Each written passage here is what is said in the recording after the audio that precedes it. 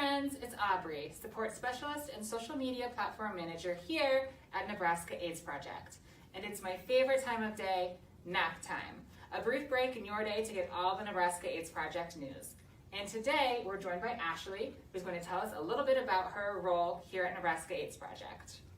Hey Aubrey. Hi Ashlee, how are you? I'm good. Thanks for having me. Yeah, of course. The weather's kind of not the best.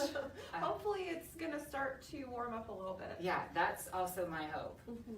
Would you mind talking to us a little bit about what your role here is at Nebraska AIDS Project, how long you've been here, and all that it entails? Yes, absolutely. So I am the Prevention and Outreach Specialist for Southwest Iowa. So I've been in that position since 2017. And so I do our testing, education, and outreach to the counties that we serve in Southwest Iowa. So everything from like Council Bluffs almost to Des Moines, down to the border, back to the corner, and back up to Omaha and Council Bluffs. Sounds like a lot of traveling for sure. When you go to these locations, how do folks know that this is where you're going to be testing today? This is where you can find me to receive these services? Absolutely. So I partner with a lot of different agencies in Southwest Iowa. So public health, maybe the substance use disorder treatment centers, maybe behavioral health providers, maybe even schools or free clinics. And so I'll usually advertise, I'm going to be at this community college or this food bank on this day. I put that out there through social media. I put that out there in print flyers. And then I let all of my community partners know. So all the different community serving agencies, I let them know so they can pass that information along to their clients so that they'll know, hey, Ashlee's going to be here all afternoon doing free HIV testing, just to drop on by. Okay, so there's a couple different avenues you can take to get the word out there. Let's say that I show up at one of these community colleges or the food bank or where you're testing. What might you offer for people to be screened for? Absolutely. So typically, I'm gonna just invite the person in, kind of see where they're at, what their needs might be. Most people are interested in the HIV test specifically. So I'll get my information that I need and give them the opportunity of a couple different types of HIV tests. I have testing to go, I have a rapid test. And then based on some of that person's other information or other, risk factors, I might suggest that they do a hepatitis C test or syphilis test or other STI or STD testing. So I can offer those services as well. I'll also talk to folks if they're interested in PrEP. We have a really great PrEP program, including a teleprep program in Iowa. And then also, obviously, if somebody would need condoms or harm reduction supplies, I can offer those as well. So just kind of talking with the person and figuring out how I can best help today. So it's just a case-by-case assessment with each person that comes in. Yep. Most of the folks, like I said, are going to be interested in that HIV test, but then whatever else I can offer, supportive services and other services, then I want to be sure and offer.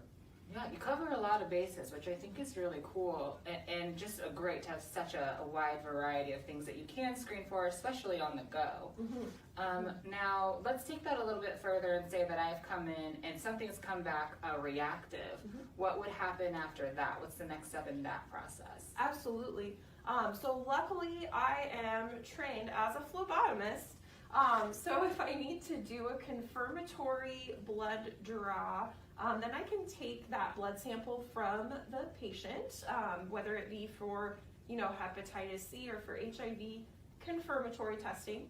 And then I have a pretty clear linkage to care process, especially for HIV. I work with our case managers here in the office and get that person linked to their next steps for getting care. For hepatitis C, it kind of depends on, where the person is at, where they're staying, what their transportation and insurance situation is, where I will link them to get the treatment for hepatitis C.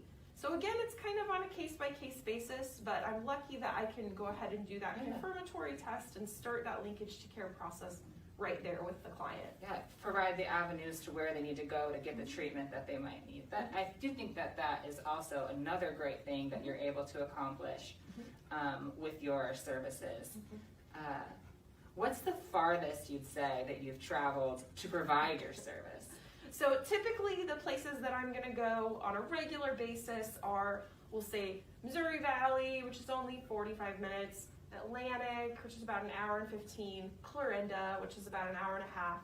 I have gone as far as Leon, which is like 3 hours away into Iowa, but now I have an MOU in place with public health so that they're able to actually perform the tests, and then I'm just kind of the supportive person for that program so that I don't have to drive all the way. Yeah.